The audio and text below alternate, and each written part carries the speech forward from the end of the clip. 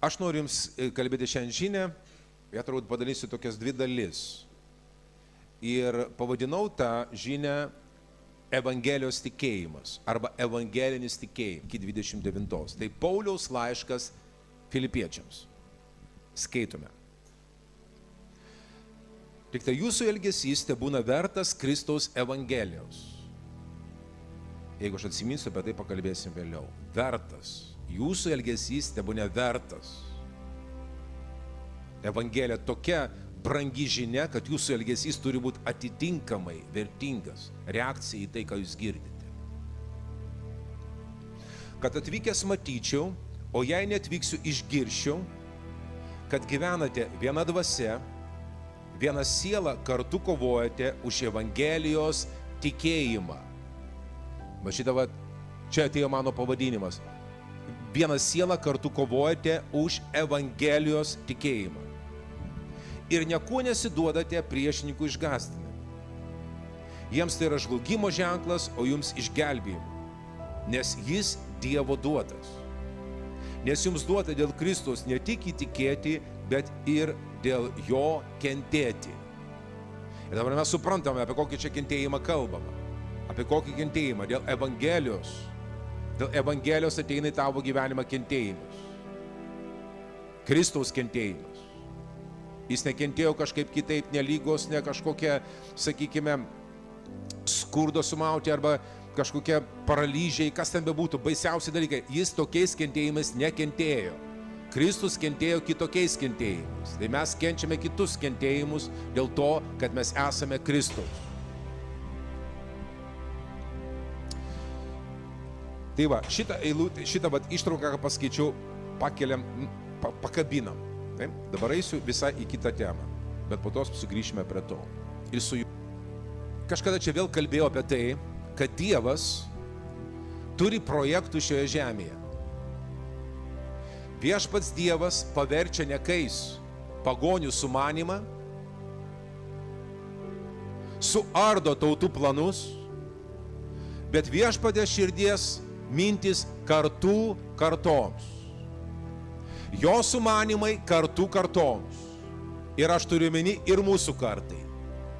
Taigi mūsų kartai Dievas turi savo sumanimą. Jo planą. Jo planas nėra tik tai šitai kartai, bet jo planas yra. Ir mes esame to plano dalis. Ir mūsų šitas susitikimas pirmas yra nauja pradžia kažko. Nauja pradžia kažko. Tas projektas turi įvairiausius pavadinimus. Įvairius pavadinimus. Tai yra dangiška Jeruzalė, tai yra karalystė, tai yra Kristaus nuotaka, tai yra bažnyčia. Visi šitie pavadinimai apie tą vieną projektą, kurį Dievas pradėjo šioje žemėje. Ir Jėzus pasakė, aš pastatysiu savo bažnyčią. Ne pastatą matomą, bet nematomą pastatą. Aš pastatysiu savo bažnyčią. Ir pragaro vartai jos neatlaikys. Ant ko jisai stato tą bažnyčią? Ant prašviesėjusių apreiškimą turinčių žmonių. Arba iš jų stato bažnyčią. Jėzus paklausė, ko mane žmonės laiko? Vieni pasakė, pranašu, Jeremijų ten pranašu, kitų pranašu, o jūs ko mane laikote? Ir Petras sako, tu esi Kristus, tai yra pateptasis, gyvojo Dievo sūnus. Ne kūnas ir kraujas tau tai apreiškė, bet mano tėvas, kuris yra danguje, tau tai parodė. Reiškia, ant to apreiškimo, kad jisai turi ypatingą misiją ir kad jis atėjo tą misiją realizuoti šiame pasaulyje. Ant to apreiškimo Jėzus pastatys savo bažnyčią ir stato savo bažnyčią. Stato savo dvasinę bažnyčią, kurios pragaro vartai neatlaiky. Kaip ir minėjau, šitas projektas turi įvairius pavadinimus. Dabar pažiūrėkime tą pavadinimą karalystė. Pavadinimas karalystė. Tų karalių dienomis. Dabar aš noriu pasakyti įžangą. Čia paimta iš didelio konteksto, nenoriu labai daug skaityti. Nabukadnesaras pamatė viziją. Didelės statulos. Ir niekas negalėjo paaiškinti, ką tai reiškia. Ir Danielius sako, aš tau duodu paaiškinimą, ką reiškia ta statula, nes čia yra užprogramuota, užkoduota informacija, kas vyks toliau. Ir ten jisai po to vardė, sako, galva tai esi tu, karaliau, Nabukadnesare, auksas tai tu auksinė galva, krūtinė dar yra sidabras, yra Persijos karalystė, ir toliau žemėjant yra varis, tai yra Graikijos karalystė, ir po to kojos, jos sumaišytos su moliu kartu, ir tai visi žino, kad tai yra Romos karalystė. 10 pirštų ant kojos, 10 karalių, atsispindi visą tai, kas parašyta Apreiškimo knygoje. Ir tada, žiūrėkit, tų karalių dienomis, tai yra Romos imperijos metu, dangaus Dievas įsteigs karalystę, kuri niekada nebus sunaikinta, kuri netiteks jokiai kitai tautai. Ji, ta karalystė, sunaikins ir sudaužys visas karalystės ir pati pasiliks per amžius. Amen. Taigi ta programa yra paleista. Ir tų karalių dienomis, tai yra Romos imperijos dienomis, atėjo astrologai į Jeruzalę ir sako, kur yra gimęs žydų karalius. Ir mes žinome, kad šventoji dvasia nužengė ant mergelės Marijos ir davė Jėzui kūną, žemišką kūną, ir nuo to startavo jo karalystė. Dar jisai augo. Pilotas jo klausė, ar tu esi žydų karalius? Aš esu žydų karalius. Nors visai nebuvau panašus į karalių. Mano karalystė ne iš šio pasaulio, jinai yra kitokia, bet jinai yra karalystė. Kiti klausė, kaip jinai pasirodys, kaip jinai ateis. Sako, neateis regimų būdu. Tu negali pasakyti, jinai čia, jinai ten. Karalystė yra tarp jūsų. Taigi su Jėzaus atėjimu į šią žemę startavo šitas projektas, kurį mes vadiname Dievo karalystė žemėje. Taip pat startavo ir bažnyčia. Tai yra tas pats projektas.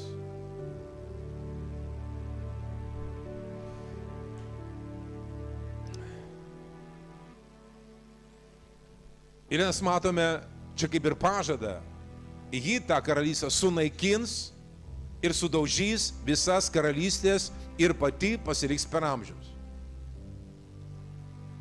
Ir dabar mes suprantam, čia kalbama ne apie dvasinės karalystės, apie kitas matomas karalystės. Taigi vyksta dabar procesas, kai šita karalystė auga. Dievo karalystė auga. Žinot, mano paskutinių laikų versija. Aš šiandien vienas tyrose su šita versija. Standartinė versija yra tokia. Siaubas baubas ateina, tikrai paskutiniai laikai. Nors aš jums bažnyčia aiškinu, kad visi šitie siaubai baubai buvo iki vieno laikotarpio užbaigimo, iki Jeruzalės sunaikinimo. Tol siaubas baubas nėra man ženklas, kad jis tuoj ateis. Bet aš jums sakiau, aš tikiu, kad jis ateis, kai šita karalystė išauks grandioziškai.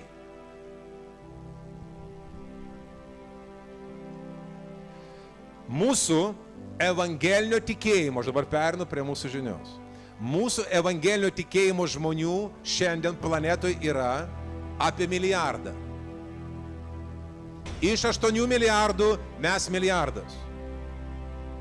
Ir kažkada aš pasakiau bažnyčiai, aš tikiu, kad dabar kaip yra 1/8 yra Dievo žmogus. Po to bus 1/5, 1/3, 2 bus Dievo. Santykis kils, šita karalystė kaip raugas, jinai kyla. Ir aš sakau, Viešpatie, aš tai jaučiu savo dvasia, bet aš neturiu patvirtinimo. Kitą dieną skaitau romiečiams laišką, va pasidau to apreiškimų su kitais, romiečiams laišką skaitau, ir ten sako, kai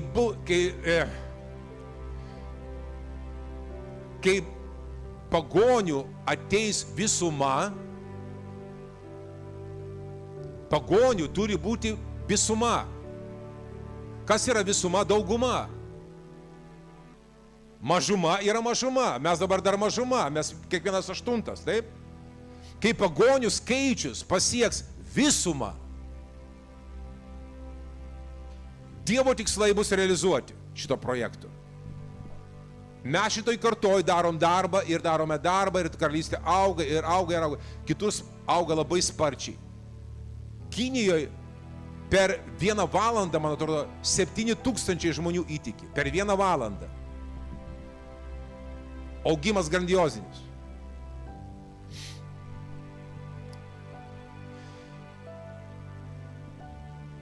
Todėl Jėzus šitą žinią pavadino, žinot kaip, karalystės evangelija. Jisai skelbė karalystės evangeliją. Šitą karalystę išėmė iš bažnyčios, šitą žodį išėmė, šitą savoką išėmė.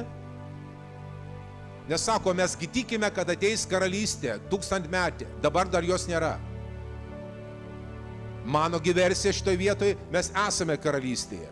Kai jis ateis, tos karalystės bus pabaiga. Suprantat?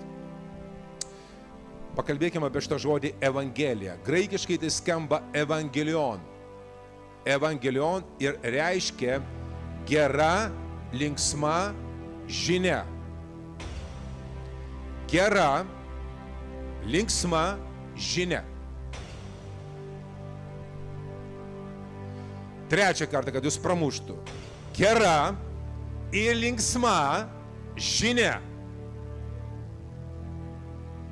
Tada reiškia, evangelijos tikėjimas arba evangelinis tikėjimas yra geras, žinia yra gera ir linksma, pozityvi. Ar amen?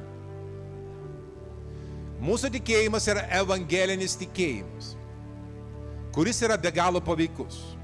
Dabar, jeigu sako, kovokit už evangelijos tikėjimą. Linai, evangelijos tikėjimas. Kas toks tikėjimas? Geras, linksmas, pozityvus.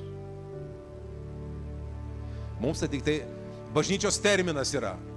Evangelija skelbia. Klausimas, ar tavo evangelija yra evangelija? Ar tavo evangelija yra evangeliška? Tikra evangelija atneša tau džiaugsmą, nusiraminimą, nes tai puikiausia žinia iš dangaus. Visų teisėjas Dievas šiandien nusprendė išteisinti kiekvieną žmogų. Išteisinti kiekvieną žmogų. Jis nusprendė tai padovanoti tau. Atsimenu, kai mes dar mūsų didelio prabudimo metu, kai buvo tai naujiena, kai mes skelbėme šitą žinią mūsų gatvėse, jie mus pakrikštė taip, sako, jie linksmo tikėjimo žmonės. Jų tikėjimas labai linksmas. Geras tikėjimas reiškia, jeigu linksmas. Evangelinis tikėjimas reiškia, jeigu linksmas. Priimtinas visiems, jeigu linksmas. Dievas yra pilnas džiugesio. Dievas nėra surūgęs. Dar vis paklausiu to klausimo, ar tavo tikėjimas Evangelijos tikėjimas? Ar tavo tikėjimas linksmas tikėjimas? Ar tavo tikėjimas pozityvus tikėjimas? Žiūrėkit, kas tai yra linksma žinia? Jinai yra ne tik linksma, joje yra daug svarbių dalykų kiekvienam žmogui. Daug svarbių dalykų kiekvienam žmogui. Romiečiams 1:16. Paulius sako štai ką. Aš nesigėdiu Kristaus evangelijos, aš nesigėdiu Kristaus gerosios žinios, nes ji yra Dievo jėga išgelbėti kiekvienam, kuris tiki. Pirma žydui, paskui graikui. Jis sako, kad tikėjimas evangelija, tikėjimas ta žinia, kuri atėjo su Jėzumi, yra Dievo jėga išgelbėti absoliučiai kiekvienam. Nėra nei vieno žmogaus, kurio Dievo jėga negalėtų pakeisti. Nei vieno žmogaus. To man sako, kad yra va tas variantas, jau viskas baisu. Ar gali kas nors pakeisti? Dievas gali. Dievas turi jėgą pakeisti bet kokį žmogų. Išgelbėti kiekvieną žmogų. Išgelbėti turiu omeny, išgydyti kiekvieną ligą. Jis turi visą jėgą. Ir ta jėga yra slypi Evangelijos žinioj. Kiekvienam, kuris ją tiki. Jūs mano tikėjimą atsimena, aš jam pasakojau daug kartų. Kai mane iki 23 metų, man praeitą savaitę 60 sukako. 37 metus aš su viešpačiu gyvenu. Stažas didelis. Ir nesigeliu nei kiek, kad aš įtikėjau jo. 23 metų. Iki 23 metų audringas buvo gyvenimas. Baliukai, šnapsiukai, psichiatrinės ligoninės, hipizmas, narkotikai, kelionės, ieškojimas Dievo ir panašiai. Ir 23 metų man sako draugas, Kastyti, atradau Dievą. Pasakė tas, kuris ketino stoti į kunigų seminariją.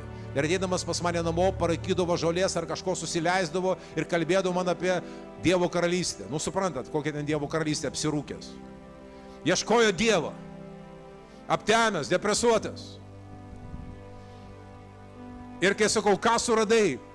Sako, Jėzus. Jėzus? Taigi taip silpna. Babutės kažkokios ten tą Jėzų ten. Jau visai, kaip sakyti, jau paskutinioji pasakė, tada jau Jėzus. Nėra jokios filosofijos, išminties gilios ir panašiai. Liūdna su to Jėzumi, aš galvoju. Bet aš mačiau, kad jo veidas pasikeitė. Kad žmogus absoliučiai kitoks tapo. Draugai tikėjo. Aš vienas belikau.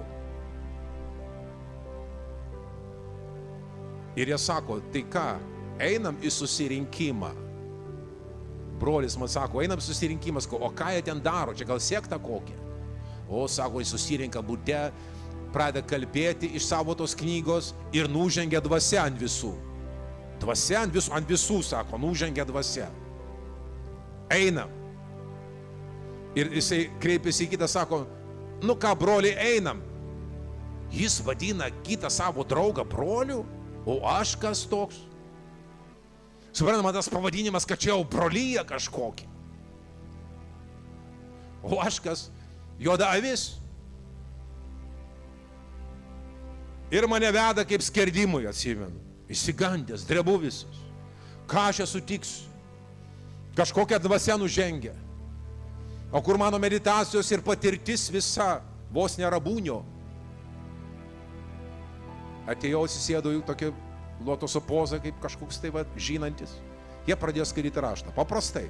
Susirinko, atsivertė šitą stebuklingą knygą, Evangeliją ir pradėjo skaityti. Jie vadino tą susirinkimą žodžio nagrinėjimas. O įvyko atvirkščiai. Žodis mane pradėjo nagrinėti. Kaip tas žodis pradėjo nagrinėti, aš visas pradėjau virpėti. Aš įsigandau. Sakau, jie turbūt susimokė, viską žino apie mane. Jie čia tik tai vaidina. Jie viską žino apie mane ir tiesiai man kalba. O tą žmogų, kuris kalbėjo, jisai rusiškai kalbėjo iš Baltarusijos, tas jų vadovas, turbūt jam viską pranešė mane. Ir po to pabaigoje sako, ar mūsų tarpe čia yra nusidėjėlių. Aš taip supratau, čia apie mane vėl. Man ir taip baisu. Ir dar pasakė, ar mūsų tarpe yra nusidėjėlių. Man buvo ir karšta, ir prakaitas žliaugė, ir drebėjau visas. Ir draugas stumtelė mane, sako, ant kelių. Nes jie priimdavo Jėzų ant kelių. Ten tokia tvarka buvo, griežta labai. Ten Evangelijos irgi buvo. Tai va. Nu ir ką aš parklubau ant kelių, sakau, o ką čia kalbėti dabar? Kaip čia kreiptis tą Dievą? Savo žodžiais. Nežinau, ką aš tam pralemenau, bet suveikė. Taip stipriai suveikė. Tas žmogus uždėjo manęs rankas, Dievo jėga perėjo per mane. Ir po to veiksmo nuo manęs tarsi nukrito, kažkokia našta pasitraukė nuo manęs, kurį aš nešiojau visą savo gyvenimą, tą trumpą gyvenimą, 23 metus. Aš tą naštą nešiojau ir po to į mano dvasią atėjo Dievo gyvenimas. kai mano nuodėmė, kuri atnešė mirtį, buvo pakelta, į mano gyvenimą atėjo jo gyvenimas, įsiliejo mano vidų. Ir aš sakau, va šito aš ieškoju visą savo gyvenimą, va šito patyrimo, laimės patyrimo, meilės, tikrų dalykų. Tai prasidėjo mano gyvenime. Po kiek laiko sutinku tą tokį milicininką, inspektorių, kuris mane norėjo man padėti su mano narkotikais. Tai sako, kaip pas tave reikalai? Sako, viskas gerai. Jėzus mane išlaisvino. Nu, sako, maladėts tu.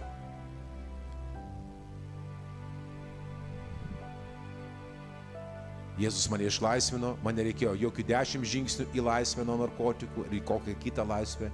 Vienas žingsnis pas tikrą, stiprų Jėzų. Vienas žingsnis. Užtenka kiekvienam. Bet čia mane tai tikras žingsnis. Nėra tautinio tikėjimo.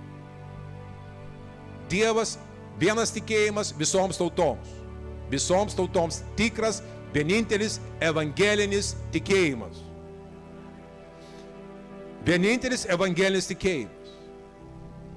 O sako Paulius, aš nesigėdiu Evangelijos, nes joje apsireiškia Dievo jėga kiekvienam, kuris tiki. Joje yra Dievo jėga, išgelbėjimui kiekvienam, kuris tiki. Jeigu stebit mūsų internetu ir jūs sakote, kas man gali padėti, aš jums sakau, Jėzus padėjo. Ne tik Kastyčiui, padėjo visiems čia susirinkusiems. Visiems susirinkusiems padėjo. Amen. Ką aš jums pasakoju, žinokit, tai čia tik tai dalis viso to, aš nenoriu čia šiurpinti, kiek dalykų vyko per tą gyvenimą. Taigi nėra baisiausių variantų, Dievas yra galingas, Jėzus yra galingas ir jis atėjo ieškoti ne teisiųjų, bet kas yra pražuvę. Parodykit patį baisiausią variantą, jis ateis ir pakeis. Sakai, mano tikėjimas man nepadėjo, keisk tikėjimą. Mano Dievas yra rūstus, keisk Dievą. Mano Dievas labai piktas, keisk Dievą. Amen. Jeigu tavo gyvenime, tavo religinė veikla neatneša jokios naudos, neatneša jėgos, atneša pasmerkimą, rimtį, susikaupimą, moralės paskaito tavo ten aplinkoj. Aš mėgstu palyginimą tokį pateikti apie išgelbėjimą. Tarkim, tu skęsti. Skęsti ir atvažiuoja gelbėjimo komanda. Ką jinai daro? Gelbsi tave. Neskaito tau moralų. Ko čia dabar girtas plaukiai? Nemoki plaukėt. Tai ko tu čia į tą vandenį lendi? Iš viso, koks tavo vardas, pavardė? Ar tu apdraustas sodroj? Pakalbėk, papasakok savo gyvenimo, tu ten skęsti. O kažkas moralus tau skaito. Skęstančiam. Ištraukia truputį, vėl paleidžia, ištraukia, vėl paleidžia. Dusina tave. Jėzus atėjo, jokių moralų neskaitė. Jis mane išgelbėjo. Jis mane ištraukė, stipri ranka, mane pastvėrė ir įsodino į Dievo karalystę. Tavo sąžinė šiandien nuvalyta avinėlio krauju. Tavo sąžinė, tavo širdis nuplauta, nuvalyta Jėzaus auka. Jėzaus auka nuvalė tavo nuodėmes, nuplovė, jų neliko. Ištrynė visą tai. Tai yra Evangelijos centras. Ir per tą teisumą, nekaltumą pareina amžinasis gyvenimas. Broliai sesės, Jėzus atėjo, kad atneštų mums gyvenimą. Ne pomirtinį. Dabar, čia ir dabar, kad jūs turėtumėt gyvenimą ir apšiojo turėtumėt. Eklesija, Kristaus surinkti gyvenimui. Aš labai norėjau dėti kažką amžino, bet sakau, mūsų tautoj amžinas gyvenimas tai jau paskutinioji, kapose. Tai jau ten gyvensime tada. Dabar tai vargo vakarienė, o jeigu kas pasirodys jau rimtas, kaip sakyti, dievotas žmogelis, tai jau tada ištiesime kojas ir ten prasidės amžinas gyvenimas. Klaida. Klaida. Šiandien pakalbėjau truputį apie Evangeliją. Evangelija yra karalystės evangelija, gera žinia apie karalystę, labai stiprų, mažai skelbiama. Evangelijoje pasireiškia Dievo jėga išgelbėti kiekvienam, kuris tiki. Ir trečias svarbus dalykas, klausykite dabar dėmesio, pabandysiu pacituoti atmintinai iš laiško Timotėjui. Šita malonė buvo numatyta prieš amžinuosius laikus. Dievas numatė šitą malonę. Bet dabar jinai apreikšta, pasirodžius mūsų gelbėtojui Jėzui Kristui, kuris sunaikino mirtį ir nušvietė gyvenimą bei nemirtingumą savo Evangeliją. Ar amen?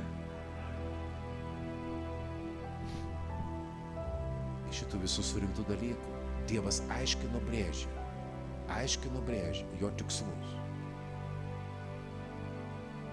Jeigu tavo Evangelijoje po tavo skelbimo žmogus jaučia pasimetęs, pamestas,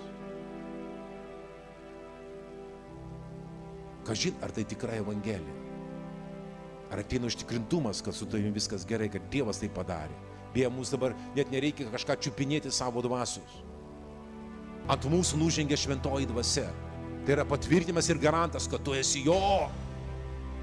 Kas neturi Kristaus dvasios, tas nėra jo. Mes turime Kristaus dvasią. O, pasakyk, kaip gerai turiu dvasią. Pasakyk tai. O, turiu šventąją dvasią, kaip gerai, ačiū tau Viešpatie. Amen. Taigi dar kartą, karalystės evangelija.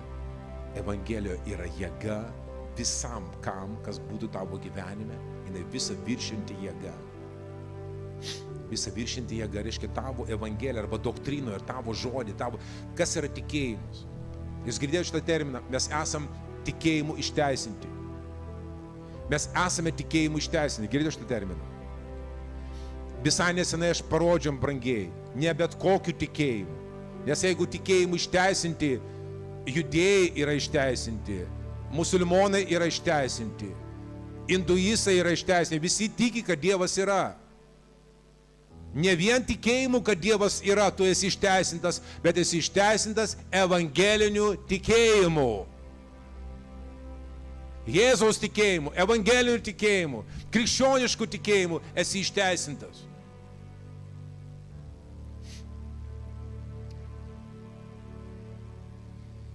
Ir tas paskutinis punktas, Evangelija atneša gyvenimą. Jėzus sunaikino mirtį ir visą šitą žinią supakavo į žodį, Evangelijos žodį. O kas prisiliečia prie Evangelijos šito žodžio, dvasinė mirtis pasitraukė nuo jų. Kas laikosi mano žodžio, tas neragaus mirties per amžius. Kas laikosi mano žodžio, sako Jėzus, o aš laikausi jo žodžio jau 37 metus. Ir aš esu šiandien gyvas, super gyvas, Dievo gyvenimu. To šiandien nekenčiu mirties. Ir jeigu man tenka kažkur pagal kūną pasielgti, kažkokį ten procesą patekti, aš jaučiu, mirtis ateina į mane. Bando mane žudyti, stabdyti gerus procesus.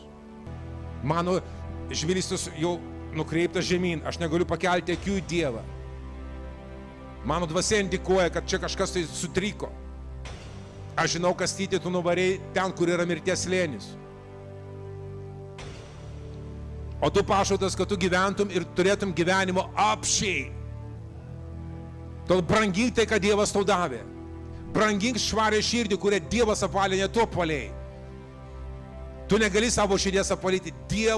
Dievas apvalo per Jėzaus auką. Per Jėzaus auką. Todėl šitas tarnavimas yra mūsų bažnyčioje gan dažnas. Mes darom praktiškai kiekvieną susitikimą. Mes ateinam prie šito stalo.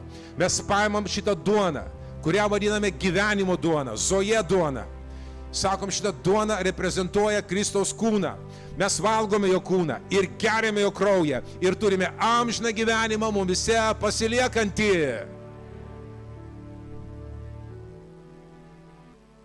Čia kitokio gyvenimo apšiai, kokio gyvenimo, dvasinio vidinio gyvenimo apšiai. Nuo pinigų gausos nepriklauso žmogaus gyvenimas, sako Jėzus. Čia yra tikras gyvenimas. O priedas, be abejo, pinigai, teisingi pinigai, sėkmė, sveikata, gera šeima, gera nuotaika, įtaka, išmintis, pasitenkinimas gyvenimui. Jo. Kitą kartą, kai tu girdėsi, kad žmogus sako, skelbė Evangelijos žinią. Evangelija. Žinok, Evangelija, šitas žodis, reiškia gera, linksma žinia. Reiškia, mūsų tikėjimas yra geras, linksmas, pozityvus, nėra jokio siaubo, baubo. Jeigu kažkas tave ten gazdina, visai tenai kontroliuoja, menkina tave, nebrangina tavęs, čia ne ta žinia. Tu esi Dievui brangus. Dėl kastyčio jis gali pakelti karą čia. Ar suprantate? Nelieskit manęs. Prašau. Jums į gerą. Buvo laikas, kai mane lietė, tai sapnavo sapnus. Jėzus atėjo, sako, prieš kastytį taip nekalbėk. Man paskui. Kastyti, tu čia toks ypatingas, išrinktas. Taip. Ir pasakysiu to paslaptį. Ir tu. Jis tave brangina. Už ką tu, Dieve, mane brangini? Ar aš ką pasiekiau? Ar padariau žygdarbius dėl tavęs? Ne, atvirkščiai, aš buvau velnio vaikas. Aš buvau velnio vaikas, rinkau kolekciją visų velnių darbų. Ir jisai didelio gailestingumo pilnas pamatė mane. Mano šeimos jau neliko nei vieno, nei tėvelių, nei brolių, nieko neliko. Aš vienas likau šioje planetoje. Ir man atrodo, kelias man buvo išeiti jau, viešpats sako, tu niekur neišeisi kastyti. Aš tau turiu darbą, kurį tu turi pabaigti šioje planetoje. Ir viskas, tą ir darau.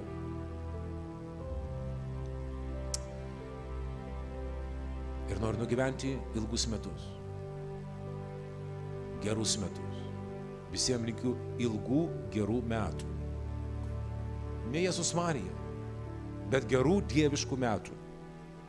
Jis man pasakė, ilgų gyvenimų pasotinsiu tave. Ilgų gyvenimų pasotinsiu tave. Reiškia, gerų gyvenimų. Atsimenu, šie metai, sausio mėnuo, aš kažkam pasakoju išgyvenimus vidinius. Aš sakau, bažnyčiai, ar jūs suprantat, kad aš šiandien myliu save? Aš sutalpinu save. Aš susitaikiau su savim.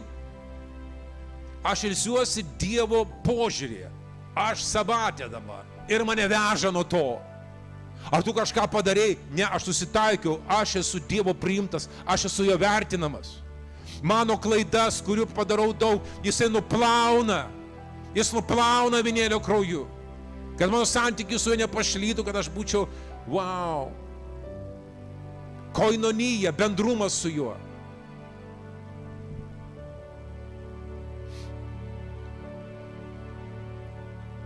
Ir kitas dalykas, aš netoks, aš kitoks, šleivas kreivas. Manęs turbūt niekas nemyli, mane ko nesiseka. Keisk save Dievo tiesoj. Keisk save. Tu esi nuostabus naujas kūrinys Jėzuje Kristuje. Taigi geras gyvenimas. Tu sakai, aš noriu gerti. Kas trokšta, te ateina ir te geria.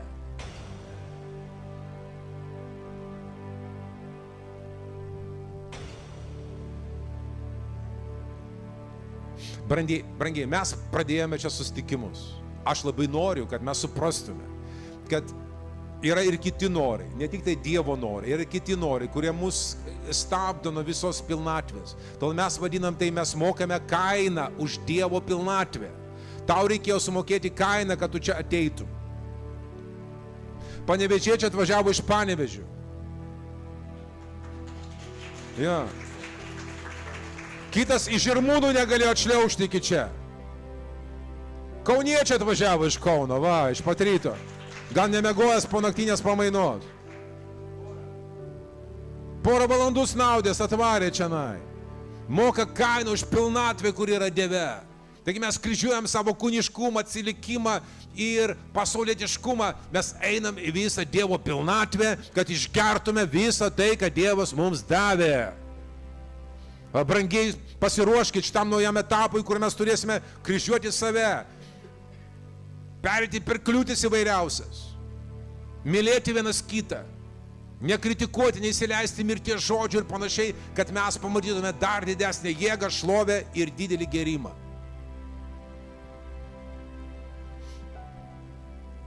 Kad mes turėtum tikrus simpoziumus. Žinot, ką žodis simpoziumas reiškia? Gerimas. Kažkada mes turėjom susirinkimus, sako, čia simpoziumas, mes visi čia geriame. Geriame šventąją dvasią, kitą vyną iš dangaus, apie kurį Jėzus kalbėjo. Taigi tie, kurie stebit mūsų internetu, aš noriu jūs pakviesti, ne į bažnyčią, bet prie Jėzus. Prie Jėzus, kuris esate, kai nepatogi padėtis, nepatogi vieta, nežinau ką daryti. Nesvarbu, kur tu esi, su kokiais žmonėmis esi. Žinok šitą žinią, jeigu tu negali šiandien atsakyti į ją, tai bent ją įsidėmėk. Dievas kviečia tave tokį, koks tu esi. Tau nereikia jam pasitaisyti, tokį, koks tu esi. Jis pasiruošęs patraukti iš tavo gyvenimo. Ne tik tai nuodėmės, bet nuodėmę, pačią prigimtinę nuodėmę. Jis pasiruošęs patraukti iš tavo gyvenimo.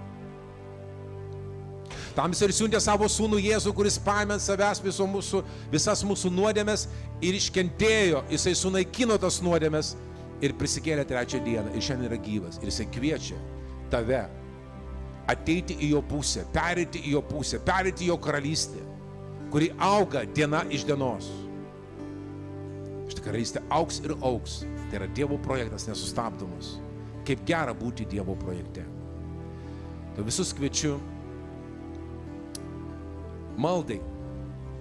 Va tai maldai, kuri atvers tau dangų. Kam reikia daryti? Tiesiog kartoti paskui mane žodį.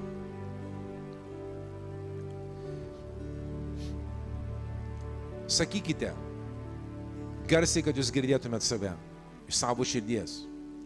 Kreipkitės dabar į Jėzų. Ne į paveikslą, ne į statulą, bet tokį Jėzų, kokį jūs dabar įsivaizduojat.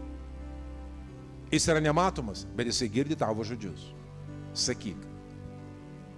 Viešpatie Jėzau, aš ateinu pas tave savo maldos žodžiais. Aš žinau, kad tu girdi mane. Tu esi gyvas. Jėzau, tu buvai miręs dėl mano nuodėmių, bet dabar esi gyvas. Aš atsiveriu prieš tave. Įeik į mano gyvenimą. Įeik į mano širdį. Jėzau, atleisk mano nuodėmes. Sunaikink visą kaltę. Nuo šiandien aš išpažįstu tave savo viešpačiu, savo gelbėtoju, mokytoju ir geriausiu draugu. Ačiū tau, Jėzau.